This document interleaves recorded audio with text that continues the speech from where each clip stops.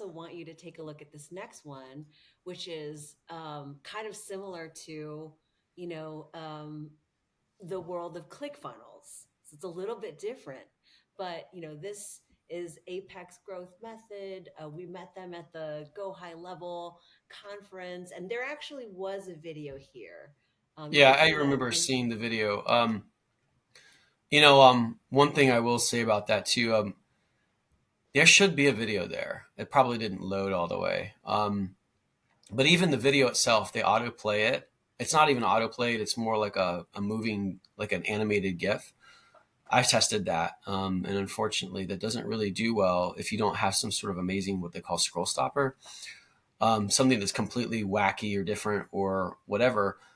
They think it's playing, and they're like, eh. They What's an judge it. They example of a prejudge scroll it. stopper? Oh, scrolls. Okay, so in the media world and media creative, they have, you people are scrolling through a feed. They're going through a feed, and literally what they find is they have a category of thing that they do to, in order, oftentimes to refresh a creative or to try to get the algo to choose it. They'll have these things called scroll stoppers, which are these completely, almost seemingly unrelated things that happen, like somebody cutting open a melon and blue stuff coming out of it, like some weird thing, and it doesn't even have to be completely related because it's completely different, high contrast, moving. Mm-hmm. What is the brain is like new, different, woo, like it's what they're doing is they're trying to hack that part of the system and to get the attention. And oftentimes, if you've got a good hook and everything right after it, sometimes the right scroll stopper, new scroll stopper can kind of revive that ad or keep it meeting the thresholds. But again, it will fatigue. If you just all you do is you put new scroll stoppers, it's gonna die fast. So you have to get new hooks and all that. But there is a use for it. But the reason why it works is the whole reason. It's the same reason why, like it's using the parts of the brain like motion, contrast, all of these different things where it's like, that's what we were built to do. When you are in a situation where it's fight or flight, right? The first thing that you're looking for is movement, because back in the day, if you saw movement, it usually meant your life is in danger. If it's something that you don't know, if it's if you're out there in the wilderness or wherever, movement, Mm-hmm. or even now you're walking, movement. That's a car. Boom. Look at, like, the brain prioritizes it. So the problem is, though, is if you abuse it, people will automatically you'll draw attention to it, and if it's terrible, terrible meaning not performing. Mm-hmm. Okay, that's the qualifying for it. If it's a non-performer, if it doesn't actually get them in, then it actually hurts you because now you've abused it, you've drawn their attention, and you've drawn their attention away from the headline. So Mm. you can have a page that has motion on it, but what you're really doing is you're drawing attention from the thing that's actually going to help them convert. If the motion itself that you've got in the lead is not solid. Well, when we see this kind of like treatment a lot, where it's like headline center at the top, and we've got the hidden opportunity your agency is missing, and let's get to like the font color in a second. But you've got this how to pivot and skyrocket without chasing small fish, and then there's a video, right? And you said the video, like, let's pretend we can see it, but it was like a GIF, not an auto Mm-hmm. play, but a GIF. Yeah. So, in this treatment where there's like headline, center headline, and center video, like, what are your thoughts about there's millions of these out there. Yeah. So number one, don't make the video auto. If you make it auto play, what you're doing is you're drawing all of your visual attention to it. And that means it better be really powerful, or else it's going to override everything else.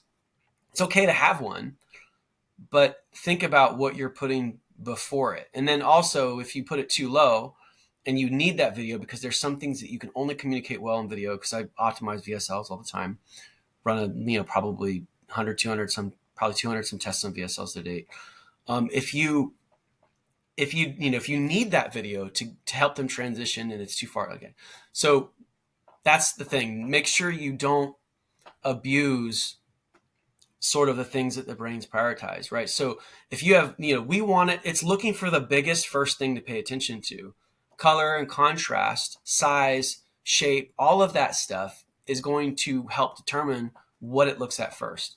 So when I look at this page, if the video was moving, so that's the first thing I look at, guess what? I'm going to look at, and all I see is a guy going here, and then I see a side view of the guy talking. I'm like, and I see his name, and I'm like, I don't know this guy. Or maybe it's maybe this is a homepage. Maybe they kind of know him, but it's like, what's interesting? I've already prematurely judged it, even though I'm not supposed to necessarily do that. Our brains do that in order to survive.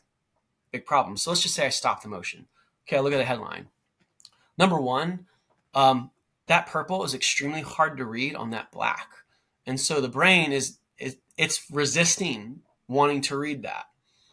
It may not produce a symptom in an average viewer, but it will impact what they absorb. Whether they don't even realize it. I've tested this. It's funny. It's a fun game to play. I say the hidden opportunity. I'd missed the fact that it was for agencies when I first read it. That was the first thing because of that. And then that how to pivot to mid, like that's really hard to read in that all caps. And then but I know you got to have a certain style, and I get that you want to make an impression. That's important. I'm not saying everything has to be white background, black text, but I am going to say if you're going to do that, you need to make it easier for the brain to see it and process it. So it needs to be all white. Okay, it needs to be maybe even a little bit bigger. Right? And then of course there might need to be some space in between that and the next one. I know this seems like a lot of UX, but it's really just processing. So now, and then of course, schedule demo. I mean, for some reason that call to action doesn't make sense with the rest of the site. I won't get into that. But here's the other thing. Now let's go into copywriting. Hidden opportunity. This page was built for somebody that already knows them. Mm-hmm. Because guess what? Like, if you're not giving me even the slightest clue on something new, like an aha, like in this call, you guys learned that I learned about the biology of conversion optimization. That's like an aha, right? That's different. It's new. It's like, oh, I'm curious about that, right? It's not just psychology. And it's not just sociology. It's not just UX. Okay. I don't see something like that here. I see hidden opportunity. They all want like, again, like there's the stages of awareness in this case. Like the market they're well beyond. Like there's so many agencies that are saying the same thing. I don't sense a value proposition or some sort of a change in thinking or approach or anything. Just that it's a hidden opportunity. So these people must really know them in order to want to convert with them, because they'll still convert if they like them and they know them and they've talked with them before. Oh yeah, that's their site. Okay, yeah, their site looks like it's legit. And that's only the question they're trying to ask or answer. But for somebody that doesn't know, somebody that's coming in cold, there's nothing for them to grasp onto that's unique and different, right? So not only do you have functional vision working against you, you have the message itself working against you, because at the immediate first glance, there's nothing for me to grasp onto. And here's the other thing too. There's something I do. There's a principle that I leverage all the time in copywriting. I call it the fortune cookie principle. I really learned how important this was when I was doing nonprofit optimization with donation pages. Imagine somebody comes to a site and they want to donate. They have a reason in their head. If you say nothing on that donation page, they might forget and all these other things, and they won't donate. If you say too much, too specific, then they're going to be like, wait, this isn't the reason I wanted to donate. And then they don't donate. So what you have to do is you have to write in such a way that they're like, wow, this organization is doing something with my money, blah, blah, blah. But it's not so specific that it cancels out the thing that's already in their mind. Fortune cookie. A fortune cookie is written in such a way that you can kind of fit what's in there, right? There's none of there, but there's still something on the fortune cookie. It's not like your hidden opportunity awaits. No, it's like you're going to have this thing, and this, like, it's a little bit more specific than that. So this page is totally built. This homepage is totally built for very, very, very warm traffic. It would Yeah. not convert on cold. But Hmm.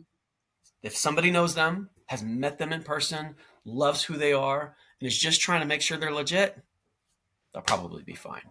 I would say the majority of people who are coming to pages like this, and especially in the ClickFunnels world, are intended to be and that's what you would consider cold, Cold. right? Ads coming to that landing page, watching the VSL, and then Mm-hmm. booking Yeah. that demo or booking that meeting or buying that coaching program, right? Yeah. It's This almost is not going always, to this is not going to work unless it's been retargeted, or something to that extent. yeah. It doesn't matter who you've worked with. See, the market is beyond that. Everybody can. It's almost like everybody's saying that they work with. Ah, look at all these brands I work. Yeah, but tell me something I haven't heard before. That Hmm. works for some people some of the time, but a lot of times what I find that these groups have to do, and take an organization that hasn't really changed their product, they still need to change and update the angles in which people understand that product, the ahas that they're saying in the space itself, the way in which they understand it.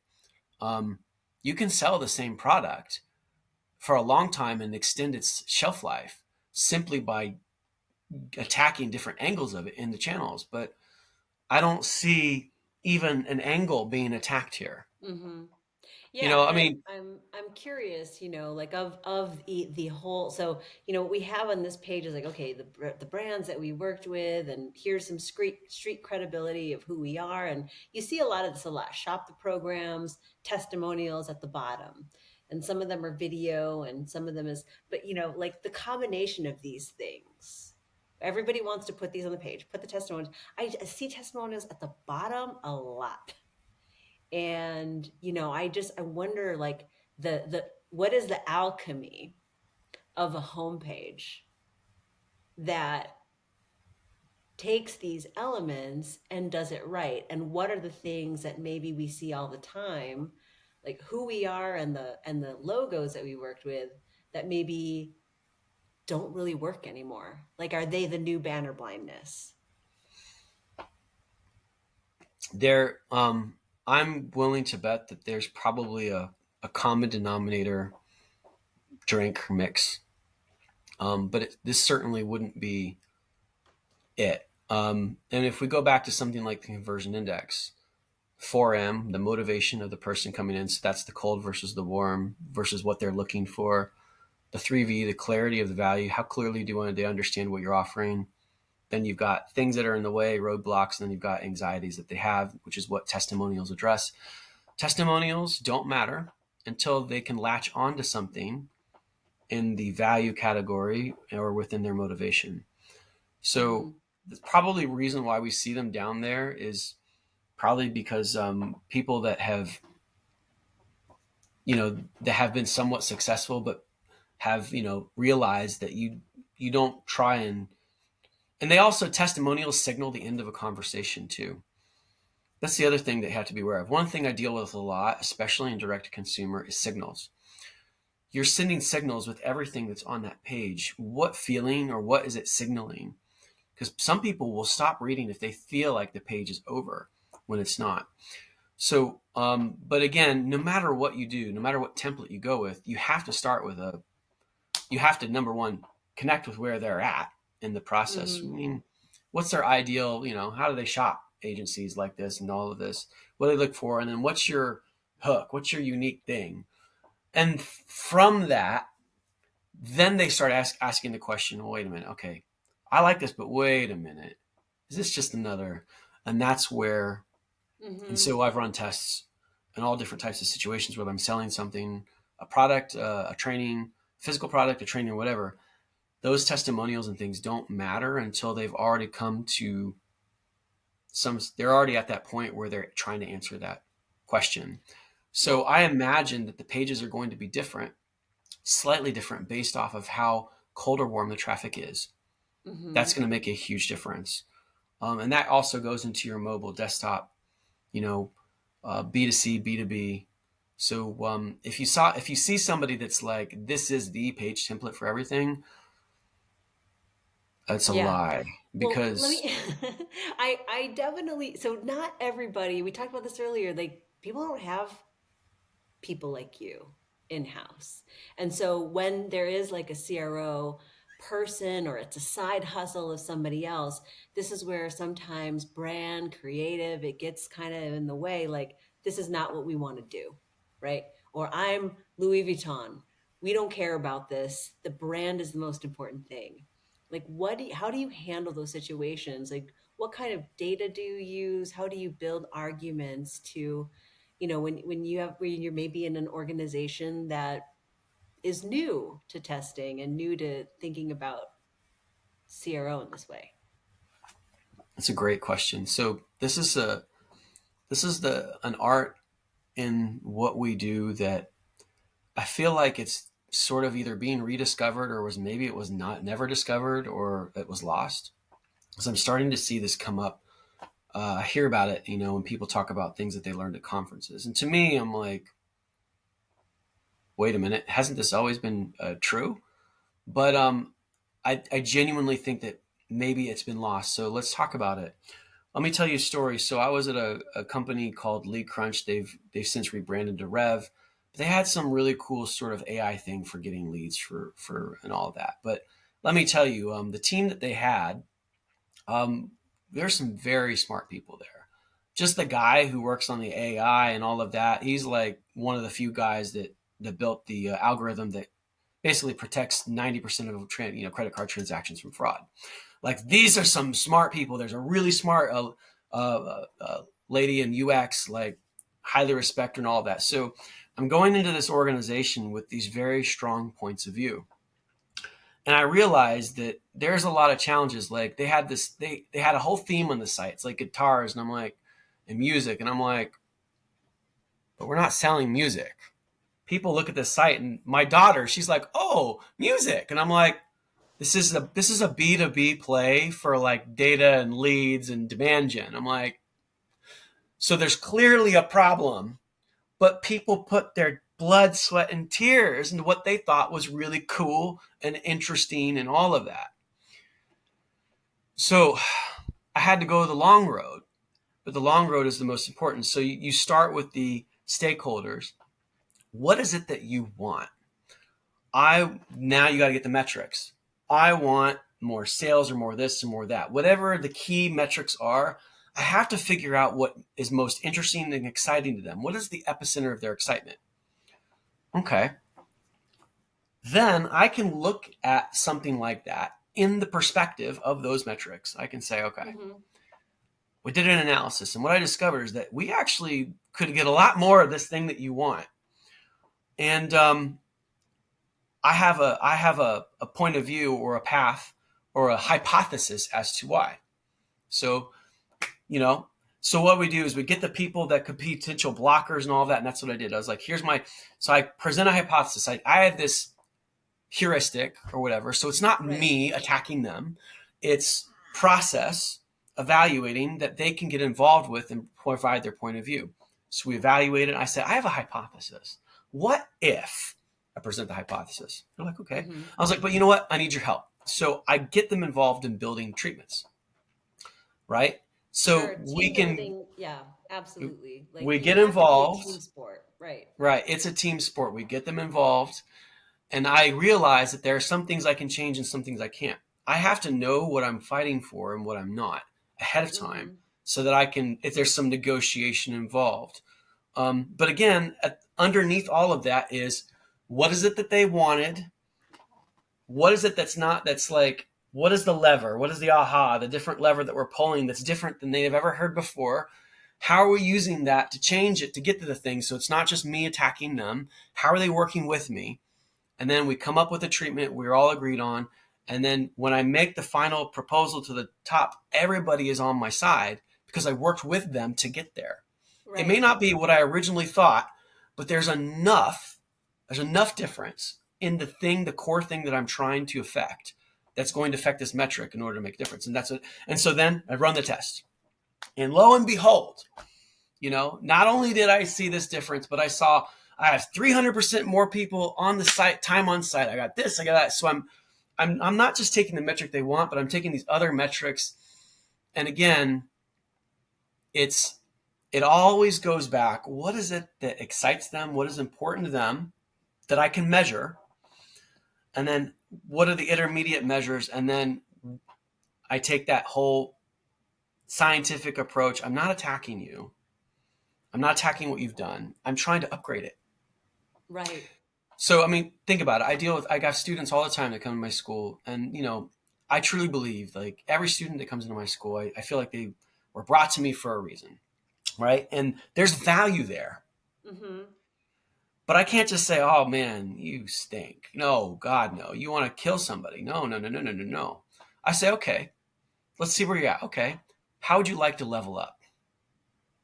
You interested in Mm-hmm. leveling up? What is Mm-hmm. it you want to achieve? I can level you up here. Let me show you. Let me make a proposition and show you how.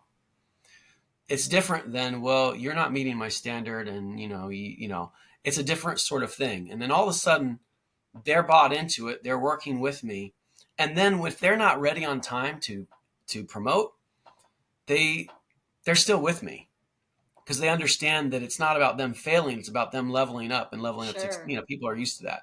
So again, it's how you work with the people and what you keep in front of you the entire time. So if I'm an agency, I never make a test schedule longer than 6 weeks. And I'll tell you why. Mm-hmm. Because it always changes. Because the thing that they're excited about changes. Now, my test might run for 2 weeks, maybe at worst 3. But again, how are my tests directly correlated or connected or helping them achieve the thing that they want? And how am I working with them? It takes a little bit longer.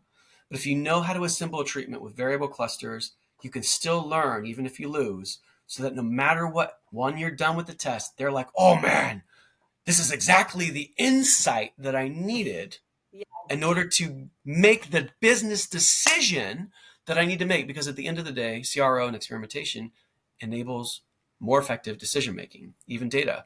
Across the entire team, across the whole Right. funnel. Yeah, So absolutely. it's a long story, but so I was able to increase all the metrics in the site using CRO without making it look ugly. Yeah. So my sister is a traditional creative in Chicago, worked with very, very big brands that you've heard of, TV, television, like she is a traditional ad copywriter. She's a couple years Mm-hmm. younger than me. And she's like, oh, you do that stuff that makes everything look ugly.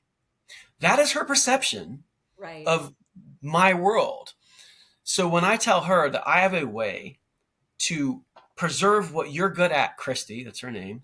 Mm-hmm. Christy, I can preserve what you're really good at, but just make it more effective for the brain and more effective for this, but while preserving your creative. That is the game. That's where I play. And it Right. is possible. It's just a little bit more work. But again, it's leveling up. And this is what I do. I had a videographer just recently. I said, we have this problem. Here's my hypothesis. I was like, but you know what? You're the creative and I'm not. I'm a videographer, so I can talk to him. Like, I've been a videographer for a number of years, so I kind of understand him. But I was like, you know what? I know you're creative, but here's the little box that I want to give you.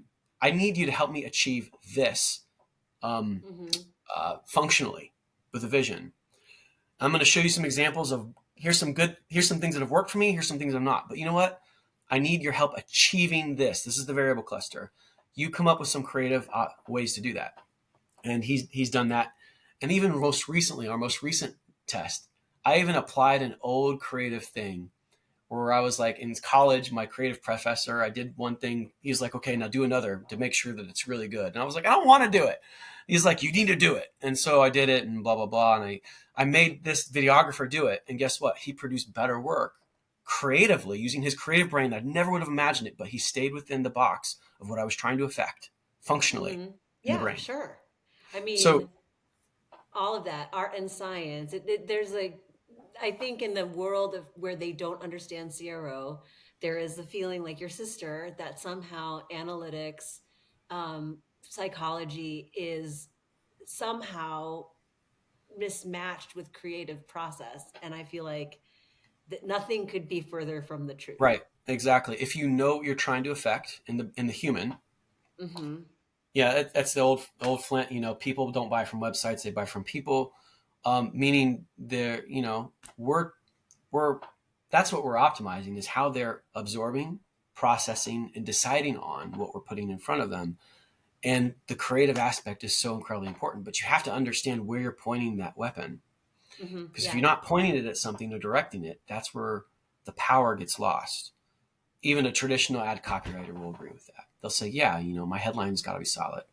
It can't be that too many words. Like, you know what I mean? Like, okay, focus, right? So we're doing the same thing. And that's really the key. And that is something that maybe it's being rediscovered. We've got a lot of analytical people. They really love experimentation. They absolutely love the process. But the part of the process that they've forgotten is, what is the real core thing that I'm chasing at with begin with, right? And how do I focus? How do I get to that? How do I focus? How do I enable creativity to happen within that box where it's proven biologically, it's hard for me to describe without spending many words trying to say it, but I feel like, Yeah, no, well, first of all, we could do this for a whole other hour and we are out of time. yep. But I think that the way that you talk about conversion optimization, the way you get into both psychology and analytics of it, and now functional vision, which is new, I, you're honestly one of my favorite people in the industry. So I am so grateful for you to be on this show. If somebody wants to learn more about how you train, how do they find you? I think they're just going to have to go through you. Um, let me just I be, will I be mean, the seriously, bodyguard to I'm just being, John. let me hear me out for a minute. I have, I will on occasion take side projects and pet projects, but again, I'm like in martial arts, I do the things that I teach. I'm literally doing the triple kicks and the split kicks, and but I'm old now, and so I have to take longer to recover. Like but I'm still living what I'm teaching, and I'm learning. I'm making mistakes, so naturally, I run an experimentation, uh, you know, group in on the brand side because that's where the action is, right? And we can go very deep on the brand side, whereas I've been on the agency side for 10 plus years, and it's kind of hard to go deep because they may or may not let you go deep. Hmm. So I feel like I can't lose that part of me, but occasionally every now and then I'll do side things or whatever. But what if I don't have the time? Well, that's where you come in. So I would say go through you, and then maybe there's something we can work out because I have trained. I have course that I've run, but it's a private thing that I've done. I haven't gone and tried to turn it into some big thing or whatever. But but Well, and you again, know like, that people who are coming through us already have the deep, deep data for you to be able to understand the consumer behavior more than most. So that's a good it's a good gateway. And like if anybody who's listening to this, I actually already created your coupon code to for a 10% discount to Clickvoyant. It is smartest John ever. That's the that's coupon hilarious. code. You're funny. You're cracking me up. Yeah, yeah, yeah. Hey, People want to know more about this. I just say ask, go to you, and if there's enough people that want it, we could probably create something. Or make something unique. pre-record some pre-recorded coaching. I mean, yeah, I mean, yeah, I would just say go through you for now. And because again, at the end of the day, like I have to believe in what I'm sharing and what I'm learning. I mean, yes, I've run probably 1,000 tests or more. Yes, I've analyzed 10 thousands of tests, meta-analyses, for profit, not for profit. But at the end of the day, if I'm not out there doing the work in the channels, like seeing the data myself, I don't know. I just have a hard time